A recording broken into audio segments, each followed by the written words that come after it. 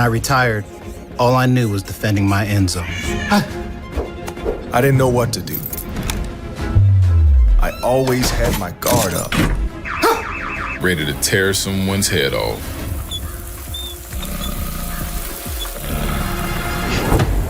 Then I stopped settling for safe-ish and got safe with ADT. With 24/7 monitoring, What's up, Brian? I'm more relaxed than ever. And I don't have my head on the swivel anymore. Oh, a black cat chickadee. I had a whole defensive scheme to keep it safe-ish. Woo! And safe-ish wasn't good enough. Oh, hey! Hey, Bam Bam! What's going on? Because now when it comes to protecting my house, I use ADT. Coming through! No, not in my house! Oh, a cat! The text arrived at 11:47 p.m. on a Tuesday, just as I was debugging a particularly nasty piece of malware for a client. My phone buzzed against the cluttered desk in my home office, and I almost ignored it. Almost. I really don't want to upset you, but your wife... The message was from Marissa Lane, Alicia's best friend since college. My wife's absolutely gorgeous, recently single best friend who'd been coming around more often lately, always smelling like expensive perfume and wearing clothes that cost more than my monthly car payment. I stared at the screen, my fingers frozen over the keyboard. 3 dots appeared, disappeared, then appeared again. She was typing something else. Can we talk? Not here, not over text. This is important, Nick. My name is Nick Harper, and up until that moment, I thought I had a pretty good handle on my life. 39 years old, decent looking in that IT guy who actually showers way, married to a woman who could stop traffic just by walking down the street. We lived in a nice house in Newton, one of those Boston suburbs where people pretend their marriages are perfect and their teenagers don't smoke weed behind the garage. I'm a cybersecurity consultant, which sounds way cooler than it actually is. Most of my day involves explaining to middle-aged executives why password 123 isn't exactly Fort Knox material. But it pays well, and it gave me the flexibility to work from home, which Alicia always said she loved. You're always here when I need you, she'd say, usually right before heading out for another one of her infamous girls' nights.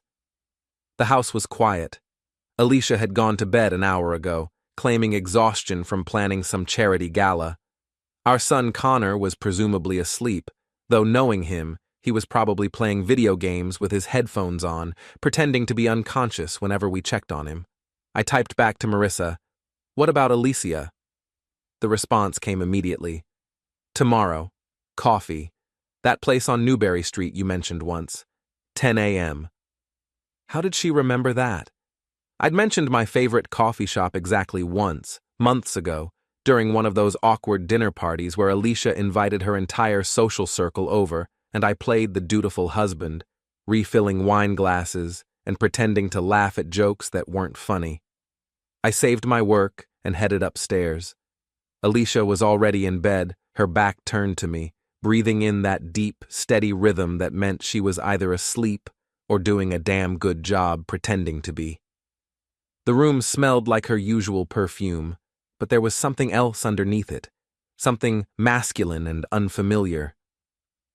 Probably just picked it up at the event venue, I told myself. Those places always reeked of whatever cologne the waitstaff was wearing. I slipped into bed, careful not to disturb her, and stared at the ceiling. Marissa's text kept replaying in my mind. What could be so important that she couldn't just say it? And why did she look so uncomfortable the last few times she'd been over? Sleep didn't come easy that night. The next morning, Alicia was already gone when I woke up. A note on the kitchen counter explained she had an early meeting with a vendor for the gala. Her handwriting was rushed, almost frantic. Back late tonight. Don't wait up. Love you. Don't wait up. How many times had I heard that phrase over the past 6 months? I made coffee, strong and black, and tried to focus on work. But every few minutes, I found myself glancing at the clock, counting down the hours until my meeting with Marissa. At 9:45 a.m., I was sitting in Grind Coffee on Newbury Street, nursing my second espresso and watching the door like a man waiting for his execution. The place was busy with the usual mix of college students, business people, and tourists, all chattering away in that particular Boston blend of accents and attitudes. Marissa walked in at exactly 10 a.m., and I remembered why half the men in our social circle made fools of themselves whenever she was around. Tall, with that kind of effortless beauty that looked like it required no effort, but probably took 2 hours every morning to achieve. She wore a simple black dress that probably cost more than my laptop, and her dark hair was pulled back in a way that showed off cheekbones that could cut glass. She spotted me immediately and walked over, her heels clicking against the hardwood floor. Other customers turned to look, but she didn't seem to notice. She never seemed to notice. Nick. She slid into the chair across from me, declining my offer to buy her a drink. Thank you for coming. You said it was about Alicia. I kept my voice neutral, professional. What's going on? Marissa glanced around the coffee shop, then leaned forward. How long have we known each other, Nick? About 5 years, since you and Alicia reconnected after college. And in all that time, have I ever caused drama? Ever stirred up trouble between you two? I had to admit she hadn't. Marissa had always been the perfect friend, supportive, fun, never overstepping boundaries. If anything, she'd been almost too careful around me, like she was afraid of saying or doing the wrong thing. No, I said. You haven't. Then you need to understand that what I'm about to tell you is killing me. But I can't watch this happen anymore. My stomach dropped. Watch what happened. She pulled out her phone, scrolled through something, then turned the screen toward me. It was a photo, taken at what looked like one of those upscale clubs downtown. Alicia was in the picture, laughing at something, her hand resting on the arm of a man I didn't recognize. His name is Derek Jansen, Marissa said quietly. Everyone calls him DJ. He promotes events at several clubs in the city. I studied the photo. The guy was younger than me, maybe mid-30s, with that artificially casual look that screamed money and effort. Expensive clothes made to look effortless, perfectly messy hair, the kind of smile that suggested he'd never heard the word no in his life. It's just a picture, Marissa. Alicia meets a lot of people through her work. Nick. Her voice was gentle but firm. This was taken 3 weeks ago at Venom, that club on Boylston Street. Alicia told you she was having girls' night with Rachel and Tara, remember? I did remember. She'd come home at 2 a.m., claiming they'd lost track of time, reeking of cigarette smoke and that same unfamiliar cologne I'd been smelling lately. There's more. Marissa swiped to the next photo. This one showed Alicia and DJ in what looked like a private booth, sitting much closer together. Her hand was on his thigh, and they were leaning into each other like they were sharing secrets. And more. The third photo was harder to look at. They were dancing, if you could call it that. His hands were on her waist, her arms around his neck, and they were looking at each other like they were the only two people in the world. I set the phone down carefully, fighting the urge to throw it across the room. How did you get these? I was there that night. Rachel invited me at the last minute, said Alicia wanted me to come, but when I arrived, Alicia was already with him. Rachel and Tara were at the bar getting drunk and pretending not to notice what was happening in the VIP section. Why didn't you tell me sooner? Marissa's eyes filled with tears, but she didn't let them fall. Because I hoped it was just a one-time thing. A stupid mistake. But it's not, Nick. It's been going on for months. The coffee shop suddenly felt too small, too crowded, too loud. I needed air, space, somewhere to process what I was hearing. There's something else, Marissa said. Something you need to know about why I'm telling you this. I looked at her, waiting.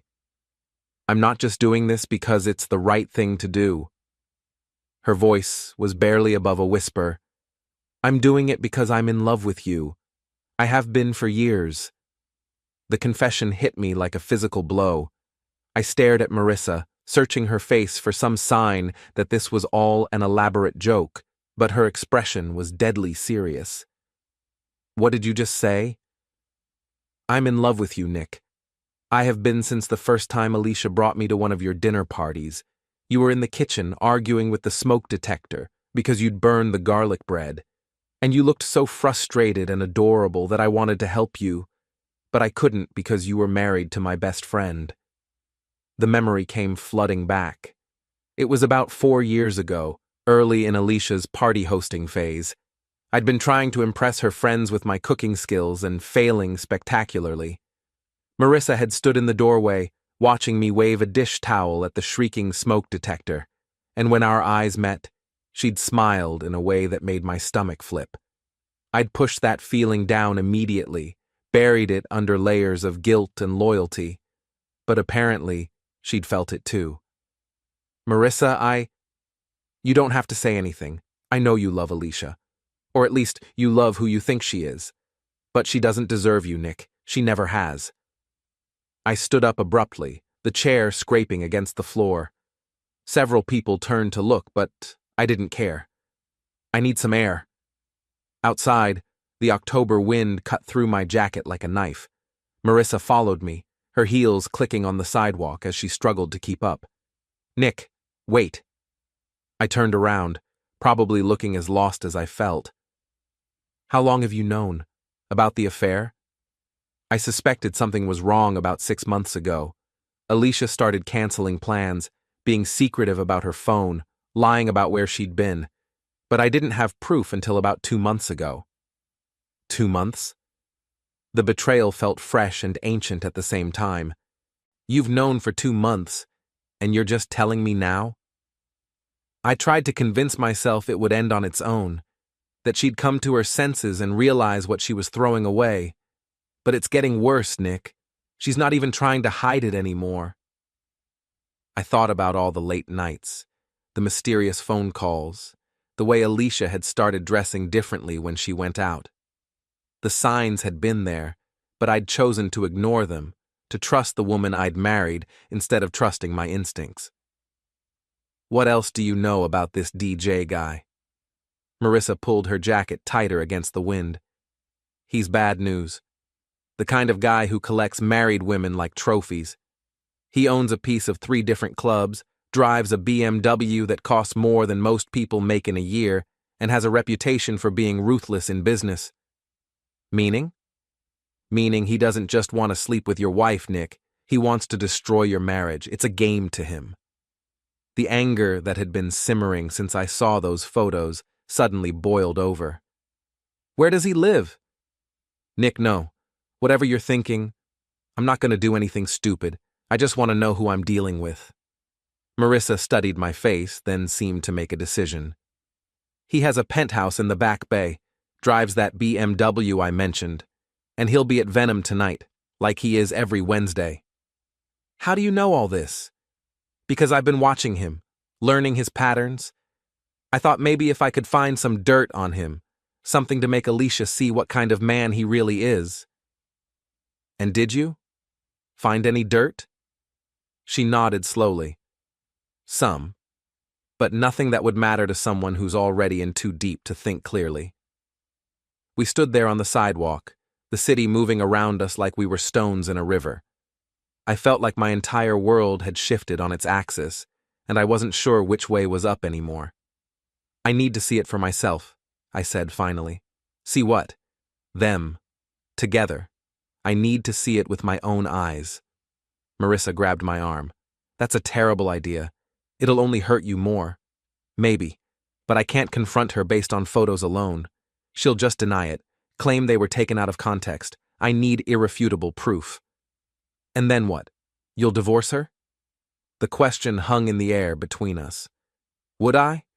15 years of marriage, a teenage son, a life we'd built together. Was I ready to throw it all away?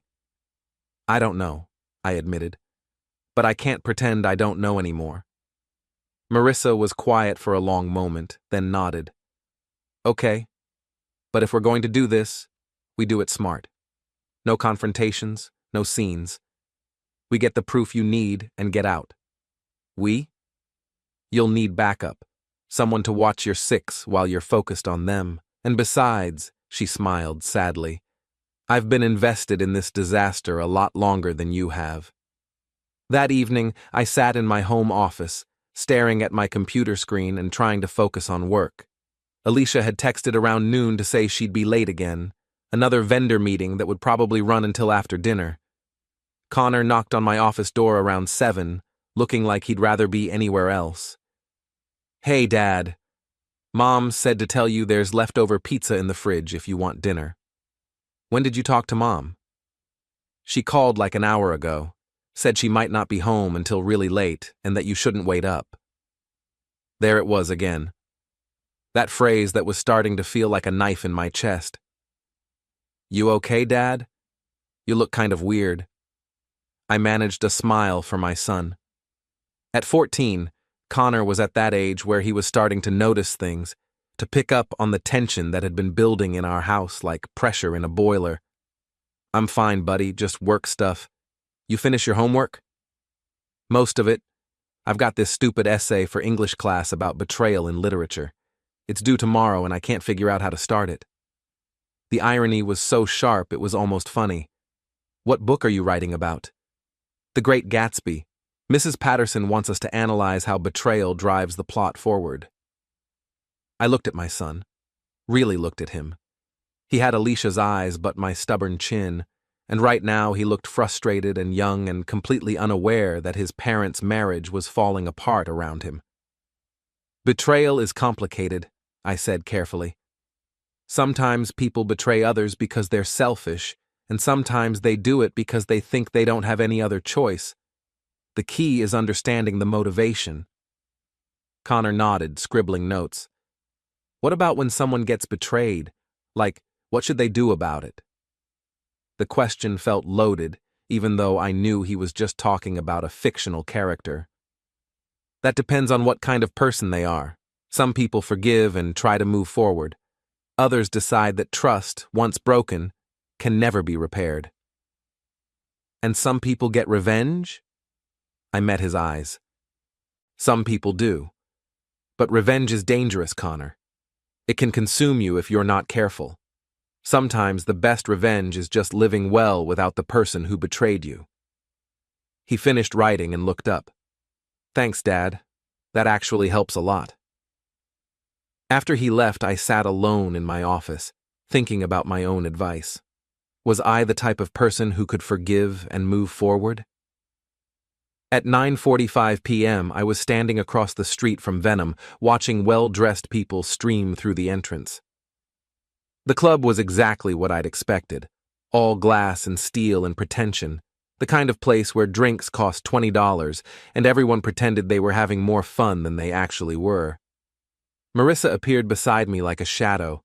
She'd changed into something more appropriate for the club scene, a dark blue dress that was elegant but not flashy, and heels that were high enough to fit in, but low enough to run in if necessary. You sure about this? She asked. I nodded, though I wasn't sure about anything anymore. Alicia's car is in the parking garage, she continued. I saw her go in about 20 minutes ago. She was with Tara and Rachel, but I'm betting they'll disappear once DJ shows up. And you're sure he'll be here? He's here every Wednesday. It's like clockwork. We crossed the street and approached the entrance. The bouncer was a mountain of a man with arms like tree trunks and the kind of face that suggested he'd heard every sob story in the book. Covers 30 each, he said, without looking up from his clipboard. I handed over $60, and we were waved inside. The club was exactly what I'd expected, and worse. The music was loud enough to cause permanent hearing damage. The lighting was designed to hide imperfections and create an atmosphere of artificial intimacy, and the crowd was a mix of college kids trying too hard and older people trying even harder. Marissa grabbed my arm and leaned close to my ear. VIP section is upstairs. That's where they'll be. We made our way through the crowd, past the main bar and the dance floor where people were gyrating to music that sounded like a computer having a seizure. The stairs to the VIP section were guarded by another bouncer, this one smaller, but somehow more intimidating. VIPs by invitation only, he said as we approached. Marissa smiled at him, the kind of smile that could melt steel. We're meeting Derek Jansen. He's expecting us. The bouncer looked her up and down, then glanced at me with obvious skepticism. I didn't exactly look like VIP material in my khakis and button-down shirt. Names? Marissa Lane and Nick. He consulted a list, frowned, then shrugged. Go ahead, but if DJ says he doesn't know you, you're out. We climbed the stairs to the VIP section, which was marginally quieter and significantly more expensive looking. The furniture was all black leather and chrome, and the lighting was dim enough to create pockets of privacy. And there, in a corner booth that offered a perfect view of the dance floor below, was my wife. She was laughing at something the man next to her had said, her head thrown back in that genuine way that I hadn't seen in months. Her hand was resting on his thigh, and his arm was draped around her shoulders like they were a couple. Derek Jansen was exactly what I'd expected from the photos, but seeing him in person made it worse somehow. He had that kind of effortless confidence that comes from never having to worry about money or consequences. And when he leaned down to whisper something in Alicia's ear, she giggled like a teenager. I felt Marissa's hand on my arm, steadying me. I'm sorry, she whispered. I watched my wife of 15 years nuzzle the neck of another man, and something inside me broke. Not just my heart, that had been cracking for months. Something deeper. Something fundamental about who I thought I was and what I thought my life meant. I've seen enough, I said. But as we turned to leave, DJ looked up and his eyes met mine across the room. For a moment, neither of us moved. Then he smiled, not a friendly smile, but the kind of smile a predator gives its prey. He said something to Alicia, and she turned to look in our direction. Even from across the room, I could see the exact moment she realized she'd been caught. Her face went white, then red, then white again. She said something to DJ, started to stand up, but he pulled her back down with a laugh. Time to go, Marissa said urgently. But it was too late. DJ was walking toward us, his smile never wavering, and I knew that whatever happened next was going to change everything. DJ approached us with the casual confidence of a man who owned the room. Up close, he was shorter than I'd expected, maybe 5'10", but he carried himself like he was 6'5". His suit probably cost more than my car payment, and his cologne was strong enough to knock out a horse. Well, well, he said, his voice carrying just a hint of an accent I couldn't place. Nick Harper, I presume. I've heard so much about you. I'll give him credit. He had balls. Most men caught in this situation would at least have the decency to look embarrassed. DJ looked like he was enjoying himself. I wish I could say the same, I replied, proud that my voice sounded steadier than I felt. Oh, come now, don't be modest. Alicia talks about you all the time. Your work, your little hobbies, that charming way you have of falling asleep in front of the TV every night. Each word was chosen to wound, and they hit their mark. Behind DJ, I could see Alicia approaching, her face a mask of panic and guilt. Nick, she said breathlessly, what are you doing here? Apparently, I'm learning about my wife's extracurricular activities. Marissa stepped closer to me, and I felt grateful for her presence. At least I wasn't facing this alone. This isn't what it looks like, Alicia said, which had to be the most cliched line in the history of marital infidelity. Really, I gestured toward the VIP booth where they'd been sitting. Because it looks like you're on a date with another man while your husband thinks you're at a work meeting. DJ laughed, a sound like breaking glass. Work meeting? Is that what she told you? That's rich, even for Alicia. Shut up, Derek, Alicia hissed. Why should I? The cat's out of the bag now, isn't it? He turned back to me, his smile widening. Your wife is an amazing woman, Nick. Really amazing, creative, adventurous, willing to try new things. I can see why you'd want to keep her locked up in that suburban prison you call a home. The insult was designed to provoke me, and for a moment, I seriously considered taking a swing at him. The only thing that stopped me was the knowledge that he probably wanted me to. A public fight would give him ammunition, make me look like the jealous, violent husband while he played the innocent victim. Instead, I turned to Alicia. "How long?" "Nick, please. Not here. Not like this." "How long, Alicia?" She glanced around the VIP section, aware that other people were starting to notice the drama unfolding in their midst. 6 months, she said quietly. 6 months. Half a year of lies, deception, and betrayal. Half a year of don't wait up, and mysterious phone calls, and coming home smelling like another man's cologne. Why? The word came out smaller than I'd intended. For the first time since this conversation started, Alicia looked genuinely pained.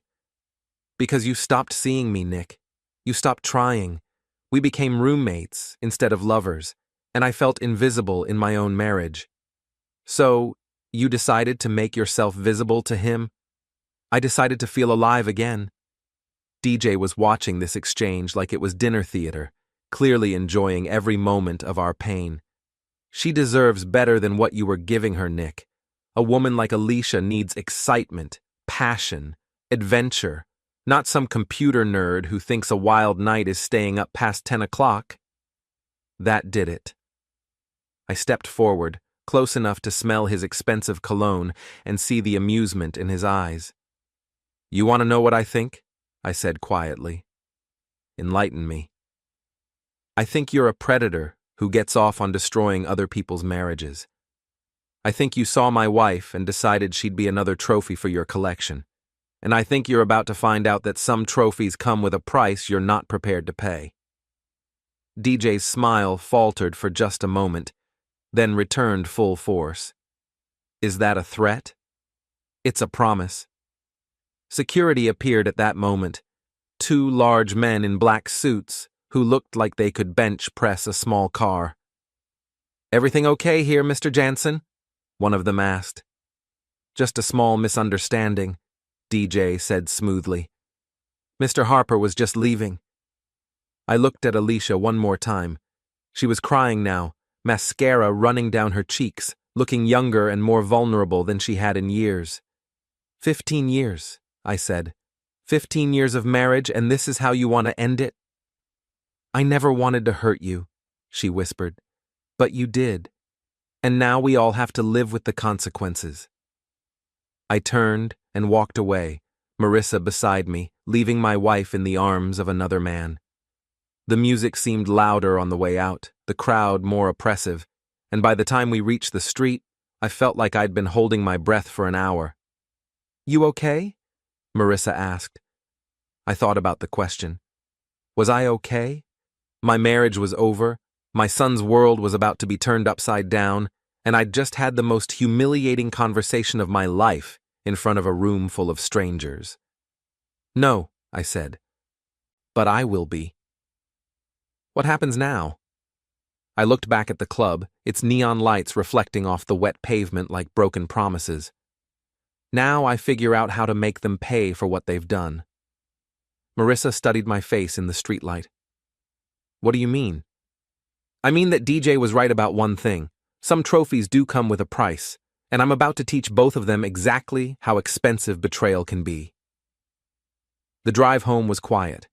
Marissa followed me in her car, and we both parked in my driveway like we'd done it 100 times before.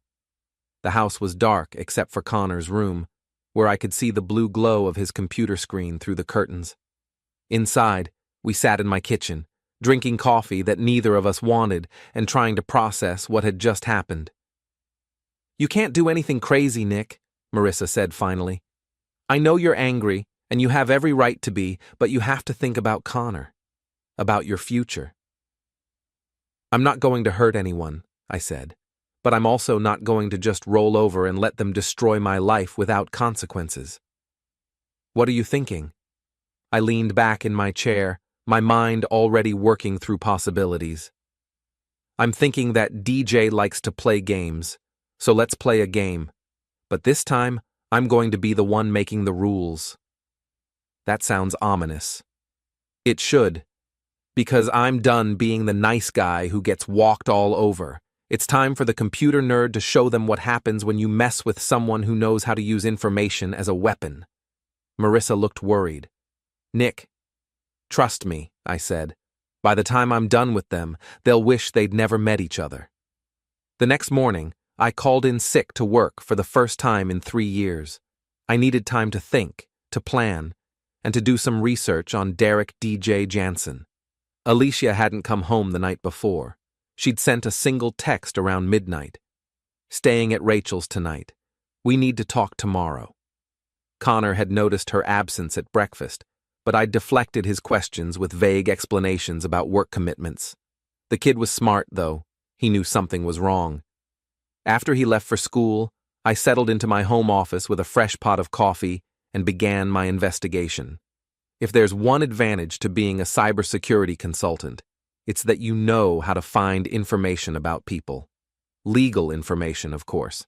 I wasn't about to do anything that would land me in jail.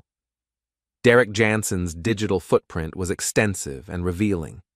Social media accounts that painted him as a successful entrepreneur and nightlife impresario. Business registrations for 3 different LLCs, all connected to Boston's club scene. A LinkedIn profile that was heavy on buzzwords and light on actual accomplishments. But it was the financial records, the public ones, that told the real story. DJ's clubs were struggling, badly. 2 of them had been cited for health code violations in the past year, and one had been temporarily shut down for serving alcohol to minors. His BMW was leased, not owned, and according to public records, he was behind on payments for his penthouse apartment. The man who'd stood in that VIP section acting like he owned the world was actually drowning in debt and legal troubles. I was still digging when Marissa knocked on my front door around noon. She looked tired, like she hadn't slept much either. "Find anything interesting?" she asked, settling into the chair across from my desk. I turned my laptop screen toward her. Our boy DJ isn't quite as successful as he pretends to be. In fact, he's 1 bad month away from losing everything. How bad is it? Bad enough that he's probably looking for a sugar mama to help keep him afloat. Someone with a stable income and assets he can access. The implication hung in the air between us. Alicia made good money as an event planner, and we had equity in the house, savings accounts, investment portfolios. For a man facing financial ruin, a married woman with resources would be very attractive. You think he's using her for money? I think he's using her for a lot of things. The question is whether she realizes it or not. My phone rang, interrupting our conversation. Alicia's name appeared on the screen. "Answer it," Marissa said, "but put it on speaker." I hit the accept button. "Hello, Alicia." "Nick." Her voice was hoarse, like she'd been crying. "We need to talk." "I'm listening." "Not over the phone. Can you meet me somewhere? Neutral territory?" I looked at Marissa, who nodded. "Where?" "That park near Connor's school. The one with the pond. I'm there now." "I'll be there in 20 minutes. After I hung up, Marissa grabbed my arm. "I'm coming with you." "That's not a good idea. This is between me and my wife. Your wife who spent the night with another man? Your wife who's been lying to you for 6 months? Nick, you need someone on your side right now." She was right, but I also knew that bringing Marissa to this conversation would only make things more complicated. "Stay here," I said. "Keep digging into DJ's background. If I'm going to destroy him, I need ammunition." The park was mostly empty when I arrived. Just a few joggers and a woman walking her dog. Alicia was sitting on a bench near the pond, staring at the water like it held answers to questions she hadn't figured out how to ask yet. She looked terrible. Her hair was unwashed, her makeup smeared, and she was wearing the same clothes from the night before. This wasn't the polished, put-together woman I'd married. This was someone who'd hit rock bottom and was still falling. "Thank you for coming," she said, as I sat down beside her, careful to leave space between us. "Talk. I know you hate me right now." "I don't hate you, Alicia. I'm disappointed." I'm angry. I feel betrayed and humiliated. But I don't hate you. She started crying again, quiet tears that she wiped away with the back of her hand. I never meant for it to go this far. How far did you mean for it to go? I don't know. It started as just attention.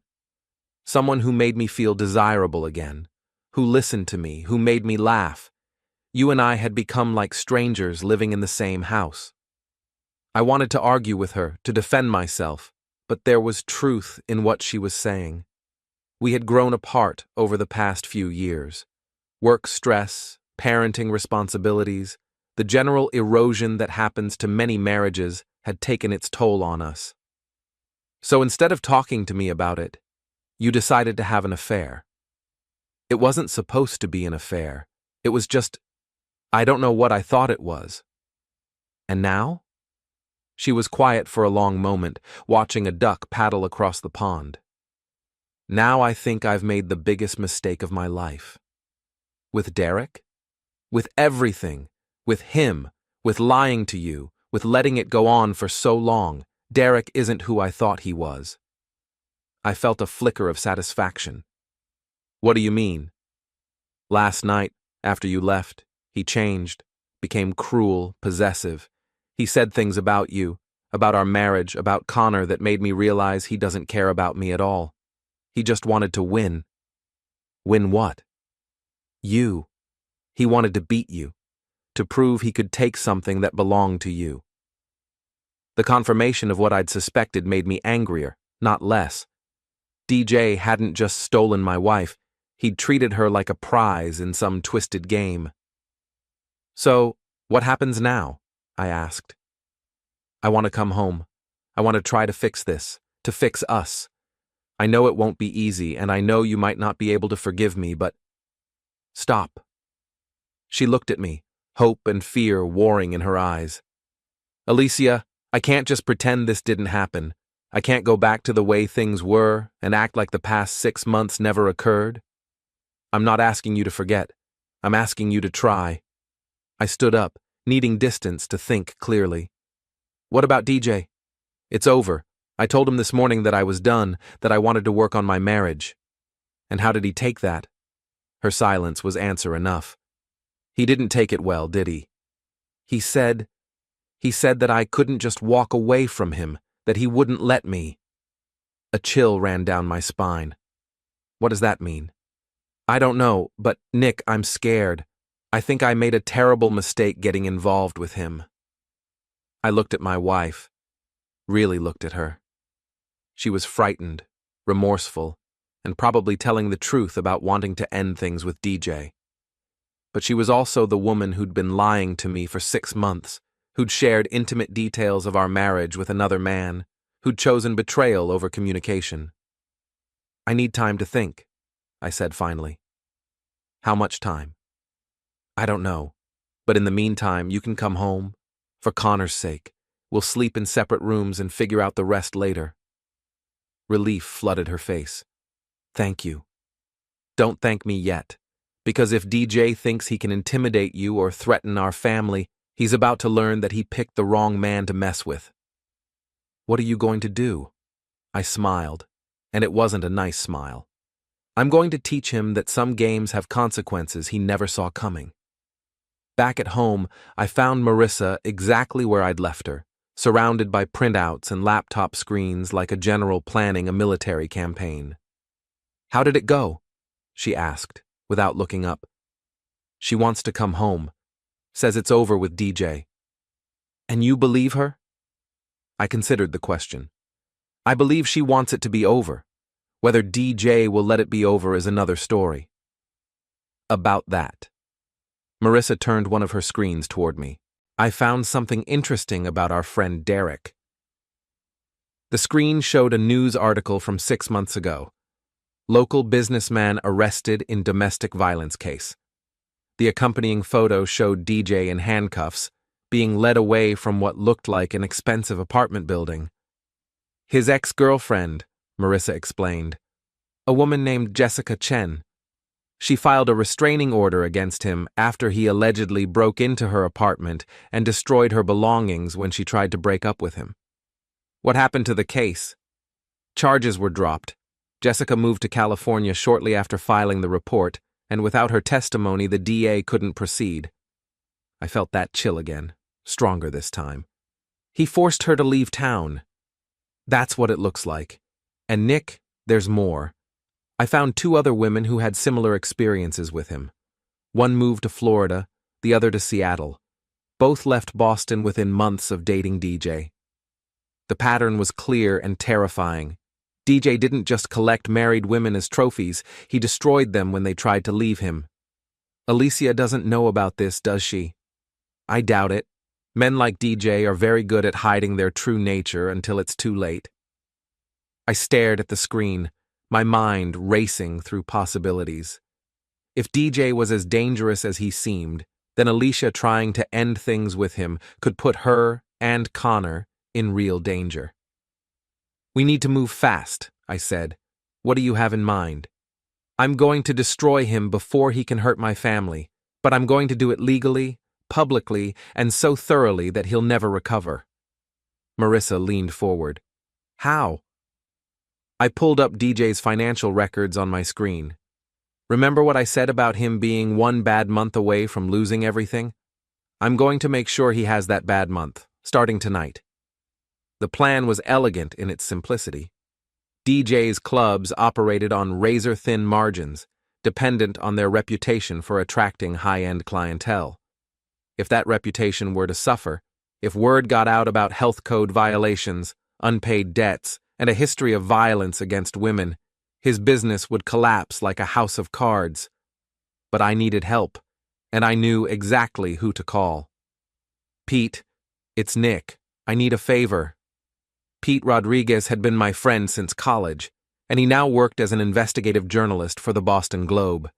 He specialized in exposing corruption and fraud in local businesses.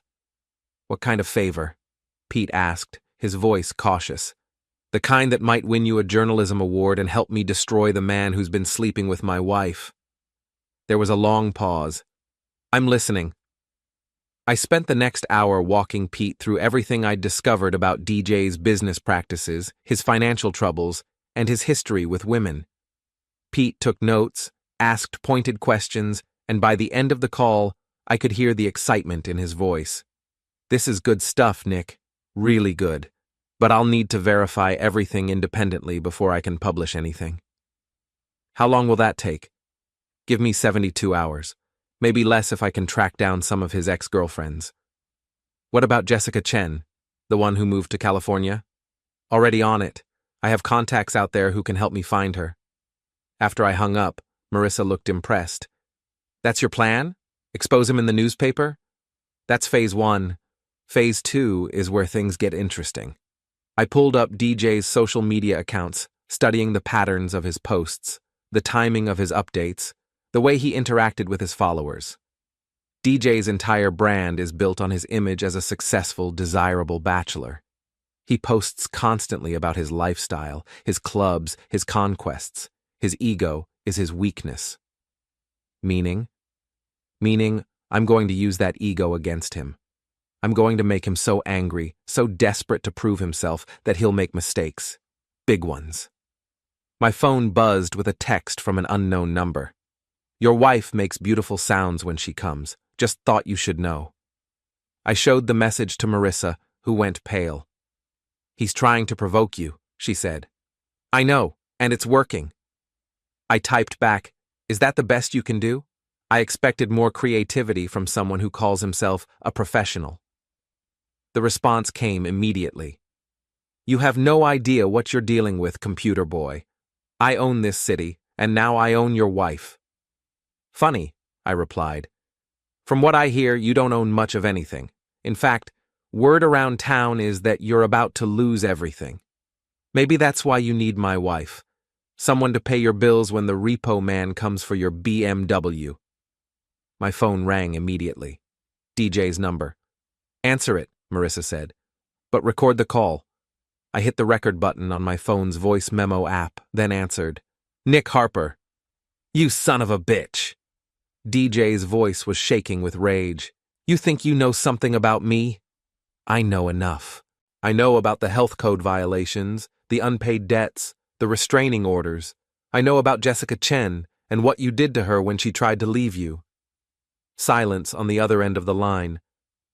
Here's what's going to happen, Derek. You're going to stay away from my wife, my family, and my life. You're going to disappear like the pathetic wannabe you are. And if you ever contact any of us again, I'll make sure everyone in Boston knows exactly what kind of man you really are. You're making a mistake, DJ said, his voice low and dangerous. A big mistake. The only mistake I made was not dealing with you sooner. I hung up and looked at Marissa. Phase 2 is officially underway. What if he doesn't back down? Then he's going to learn that sometimes the quiet computer nerd is the most dangerous person in the room. That evening, Alicia came home. She looked nervous, uncertain, like she wasn't sure of her welcome. Connor was thrilled to see her, but I could tell he sensed the tension between us. Over dinner, we maintained a facade of normalcy for our son's sake. Alicia asked about school, I talked about work, and Connor filled the silence with stories about his friends and complaints about his teachers. But after Connor went to his room to do homework, the pretense fell away. DJ's not taking the breakup well, I said quietly. Alicia's face went white. What do you mean? I showed her the text messages, played her the recorded phone call. By the time I finished, she was shaking. I'm so sorry, Nick. I didn't know he was like this. Well, now you do, and now we deal with it. What are you going to do? Whatever it takes to protect our family. Even if our marriage doesn't survive this, I won't let him hurt you or Connor. She started crying again, but this time they were tears of gratitude rather than guilt. I don't deserve your protection, not after what I've done. Maybe not. But Connor deserves a safe home, and I made a vow 15 years ago to protect you. I may be angry with you, Alicia, but I still take my vows seriously. That night, I lay in the guest room bed, staring at the ceiling and listening to the sounds of the house settling around me. Somewhere across town, DJ was probably planning his next move, figuring out how to get revenge for the humiliation I'd dealt him. But he'd made one critical error in judgment. He thought I was just another suburban husband who would roll over when confronted by a younger, flashier rival. He was about to learn how wrong he was. The Boston Globe article hit the newsstands on Friday morning like a bomb going off in the middle of DJ's carefully constructed world. Pete had done his job beautifully.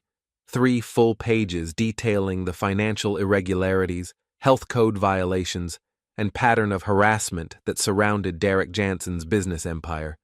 But the real coup was Jessica Chen. Pete had tracked her down in Los Angeles, where she was working as a marketing executive for a tech company. She'd agreed to go on the record about her relationship with DJ, providing details that painted him as a controlling, violent man who used intimidation and threats to manipulate women. Local club owner faces. Questions about business practices and treatment of women, read the headline, accompanied by an unflattering photo of DJ being escorted from his penthouse by building security after a noise complaint. I was reading the article over my morning coffee when my phone started ringing. The first call was from Marissa.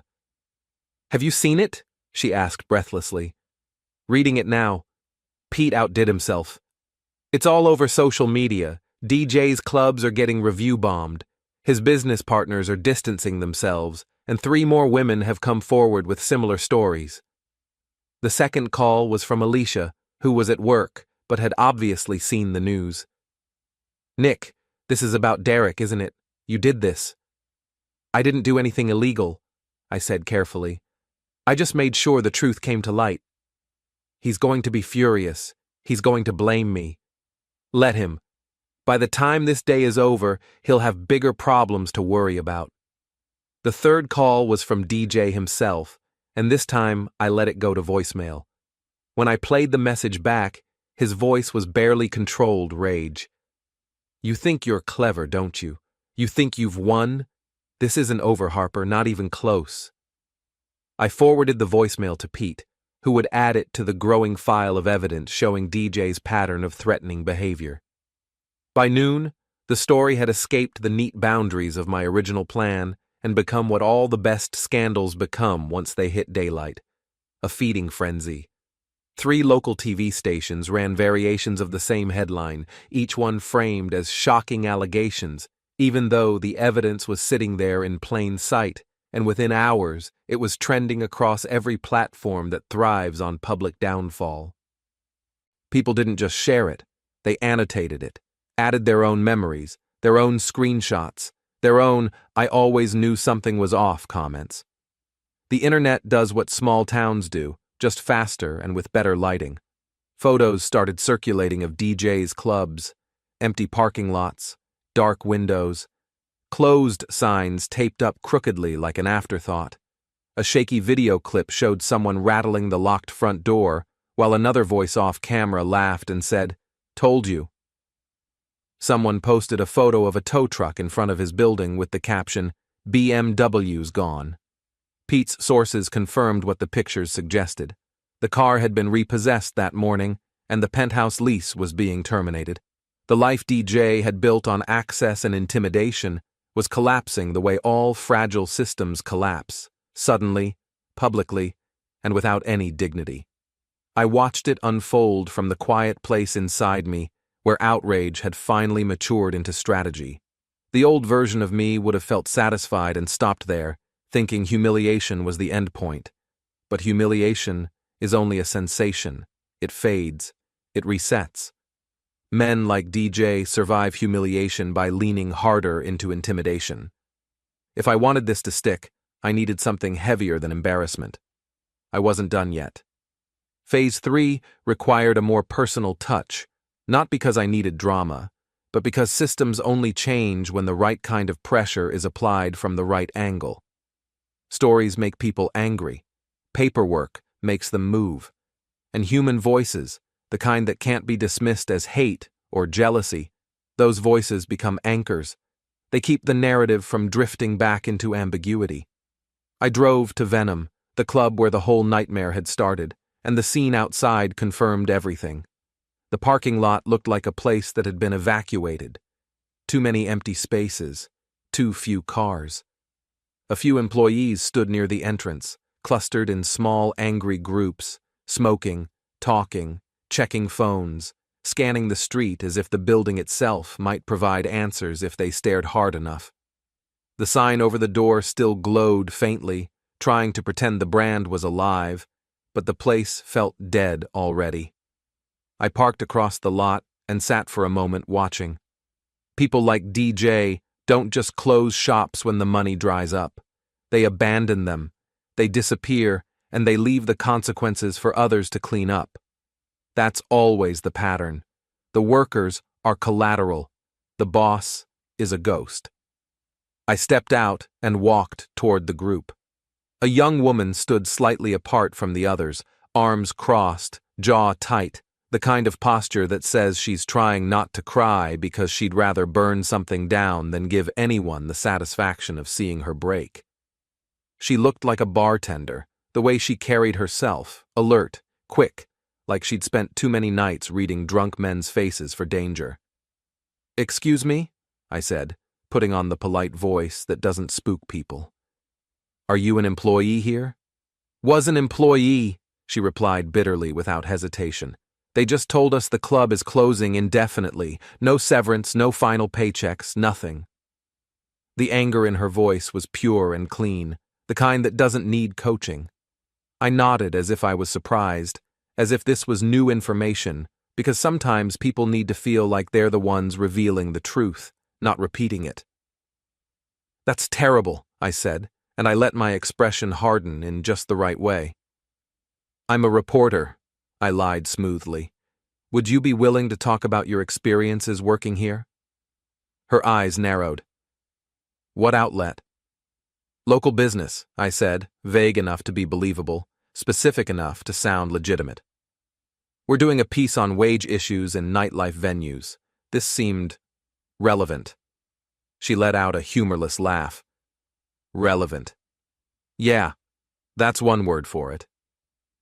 She walked me a few steps away from the others, closer to the edge of the lot where the wind carried our voices away. She introduced herself as Marisol, and once she started talking, it came out like water through a cracked dam. Not dramatic, not performative, just a list of small humiliations and big risks that had been normalized because everyone needed the job. Unpaid wages. Tips missing from pooled jars. Bartenders pressured to be nice to certain VIPs even when those VIPs got handsy. Security told to look the other way. Employees forced to stay after closing without clocking in because DJ didn't like paying overtime. A back hallway where the lights didn't work and cameras, mysteriously, never got fixed. A manager who told a new girl, barely 21, that if she wanted good shifts, she should make DJ happy. As she spoke, I kept my phone in my pocket and my hands visible, nodding at the right moments, asking small follow-up questions that made her keep going. Names, dates, who witnessed what, which manager said which line, where the cameras were, how the schedule was handled, how cash was counted. It wasn't a therapy session, it was an intake interview. Within 20 minutes, I had enough material for a follow-up story that would bury DJ even deeper, not because it was sensational, but because it was systemic. This wasn't just a guy who'd been caught in a scandal. This was a guy who'd built a business model on exploitation and thought his charm would protect him. Marisol finished her last sentence and stared past me at the club doors, eyes glossy with rage. "He's going to get away with it," she said quietly, not as a fear, but as a history lesson. "Not this time," I replied, and for the first time I let my voice carry a little truth. I thanked her, promised to follow up, and started walking back toward my car. My mind was already arranging her details into a narrative with pressure points, the kind that didn't just get likes, but got regulators involved. Wage theft, workplace safety, sexual harassment. Those were words that made people in suits wake up. I was halfway across the lot when I heard footsteps behind me. They weren't casual footsteps. They were too heavy, too synchronized, the sound of men who wanted you to notice them. I stopped and turned. DJ was approaching, flanked by two men who looked like they'd learned their social skills in prison. One was thick through the shoulders with a shaved head and a neck tattoo that disappeared under his collar. The other was leaner, eyes flat, hands hanging loose at his sides like he wanted to look relaxed while signaling that relaxation was optional. DJ's smile didn't reach his eyes. He walked like the lot belonged to him, even though it was empty, like property and fear were the same thing. He stopped a few feet away, close enough that I could smell expensive cologne, fighting a losing battle against stale smoke. "You've been busy," DJ said, voice low and amused, like he was complimenting me. I didn't step back, I didn't step forward. I just held his gaze and let the silence stretch long enough for him to feel that I wasn't afraid of it. "Just talking to people," I replied evenly. DJ's eyes flicked toward the employees near the door, then back to me. "People lie when they're mad," he said. "They make things up." "Then you don't have anything to worry about," I said. The lean man on his left shifted his weight slightly, and I clocked it immediately, the way predators reposition when they're deciding how close they can get without drawing attention. I angled my body just enough to keep DJ in my line of sight, and the two men in my peripheral, my keys already threaded between my fingers without looking like I'd done it on purpose. DJ took one step closer. "You don't know who you're playing with," he said softly. I smiled, small and cold. "I know exactly," I replied. "That's why this is happening." For a moment his expression tightened, and I saw it, the first crack of real fear under the arrogance. Because intimidation only works when the other person believes you have the power to end the story. DJ didn't end stories. He just delayed them, and the story had already left his hands. "Well, well," DJ said, his voice dripping with false friendliness. "If it isn't the computer genius himself. Derek, you're looking well, Unemployment suits you. His smile never wavered, but I could see the rage burning in his eyes. You think you're funny? You think destroying my business makes you a big man? I think telling the truth makes me an honest man. Something you wouldn't understand. One of his companions stepped forward, cracking his knuckles in what I assumed was meant to be an intimidating gesture. You know what I think? DJ continued. I think you're a pathetic little man who couldn't satisfy his wife, so you're taking your frustration out on the man who could. The insult was designed to provoke me, just like the night at the club. But this time, I was ready for it. Is that what you tell yourself? That this was about satisfaction? I laughed, pulling out my phone and showing him a screenshot of his financial records. This was about money, Derek. You needed a sugar mama to pay your debts, and my wife was convenient. The only pathetic thing here is that you're too much of a coward to admit it. His mask finally slipped, and I saw the real Derek Jansen, desperate, broke, and dangerous. You're going to regret this, he said quietly. The only thing I regret is not exposing you sooner. I turned and walked toward my car, half expecting them to follow me. But apparently even DJ wasn't stupid enough to assault someone in broad daylight in a public parking lot. That evening, the second wave of media coverage hit. The story about unpaid wages and unsafe working conditions was picked up by the local news, and suddenly DJ wasn't just a failed businessman, he was a public villain. I was watching the coverage with Alicia and Connor when my phone rang. This time, it was a number I recognized, the Boston Police Department. Mr. Harper, this is Detective Sarah Martinez. We need to talk. My blood went cold. About what? Derek Jansen filed a complaint against you this afternoon. He's claiming harassment, stalking, and interference with his business. Can you come down to the station? I looked at Alicia, who had gone pale. I'll be right there. What's happening? Connor asked, picking up on the tension in the room. Just some business stuff, I said, trying to keep my voice calm. I'll be back soon. At the police station, Detective Martinez turned out to be a no-nonsense woman in her 40s who looked like she'd heard every sob story in the book. So, she said, settling into her chair across from me in the interview room. Derek Jansen says you've been harassing him, says you're responsible for the newspaper articles that destroyed his business. I provided factual information to a journalist. That's not harassment, it's civic duty. He also says you've been sending him threatening messages. I pulled out my phone and showed her the text conversation. He messaged me first. I have recordings of his threatening phone calls too, if you'd like to hear them. Detective Martinez listened to the recordings, read through the text messages, and made notes in her file. Mr. Harper, I'm going to be straight with you. Derek Jansen is bad news. We've had our eye on him for months, and frankly, I'm glad someone finally exposed what he's been doing to women in this city. So, I'm not in trouble? Not from us, but I am going to give you some advice. Stay away from him. Men like Jansen don't go down quietly, and he's already proven he's willing to use intimidation and violence when he doesn't get his way. What about my family? Are they safe? We'll increase patrols in your neighborhood, and I'll make sure Jansen knows we're watching him.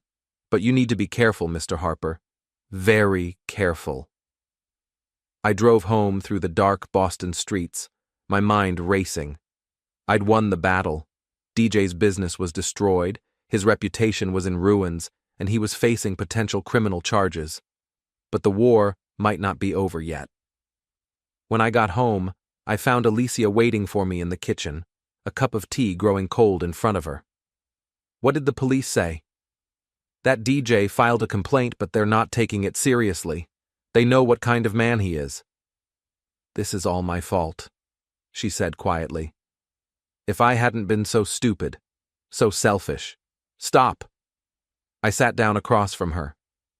You made a mistake, Alicia, a big one. But DJ made the choice to be a predator. That's not on you. What happens now? Now we wait and see if he's smart enough to disappear quietly or stupid enough to keep fighting a battle he's already lost. The answer came at 3 a.m. when our home security system started shrieking like a banshee. I bolted upright in the guest room bed, my heart hammering, and grabbed the baseball bat I'd started keeping beside the nightstand. Through the window, I could see a figure in our backyard, spray painting something on the side of our house. Even in the darkness, I recognized DJ's silhouette. I grabbed my phone and called 911, then crept downstairs to check the security cameras. DJ was alone, which was either very stupid or very desperate. By the time the police arrived, he was gone, but he'd left his calling card, "Dead Man," spray-painted in red letters across our garage door. Detective Martinez arrived 20 minutes later, looking tired and annoyed.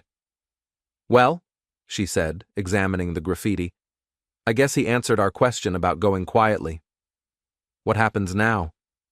"Now we arrest him for vandalism, trespassing, and making terroristic threats. And Mr. Harper? Yes? I think it's time you considered that restraining order we discussed."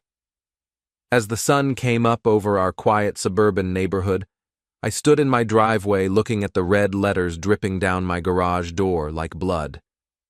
DJ had made his final mistake. He'd threatened my family on my property, and now he was going to face the full consequences of his actions. The war was over. I'd won. But as I watched the police photographer document the evidence that would put DJ behind bars, I couldn't shake the feeling that some victories come at a price that's higher than you ever imagined you'd have to pay. 3 months later, Derek Jansen was sentenced to 6 months in jail for stalking, harassment, and vandalism. His business empire had collapsed completely, and he'd been forced to declare bankruptcy. The last I heard, he was working as a night shift security guard at a warehouse in Quincy, living in a studio apartment, and driving a 10-year-old Honda. Alicia and I were in marriage counseling, trying to rebuild what we'd lost. It was slow, difficult work, but we were both committed to making it succeed. Connor had adjusted to the new reality with the resilience that teenagers somehow manage, and our house felt like a home again. Marissa had moved to New York, taking a job with a marketing firm in Manhattan. We'd talked once since she left, a brief, awkward conversation where we both acknowledged that her feelings for me made it impossible for us to remain friends while I was working on my marriage. "I hope you find happiness," she'd said before hanging up. "You deserve it." I thought about that conversation as I stood in my driveway, painting over the last traces of DJ's graffiti. The red letters were gone, replaced by fresh white paint that would fade and weather until it matched the rest of the garage. Some scars heal completely. Others leave marks that never quite disappear. But as I watched Alicia and Connor working together in the garden, laughing at some private joke, I realized that maybe the marks aren't what matter.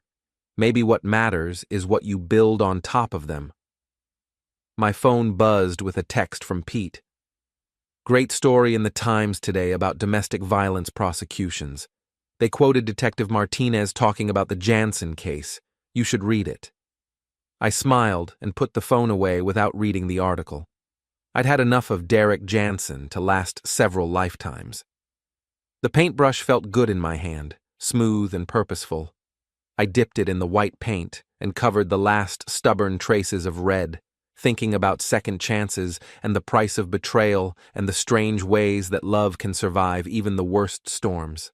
Behind me, Alicia called out, "Nick, dinner's ready!" I set down the brush and walked toward my house, toward my family, toward whatever came next. The war was over. We'd all survived. And sometimes that's the best victory you can hope for.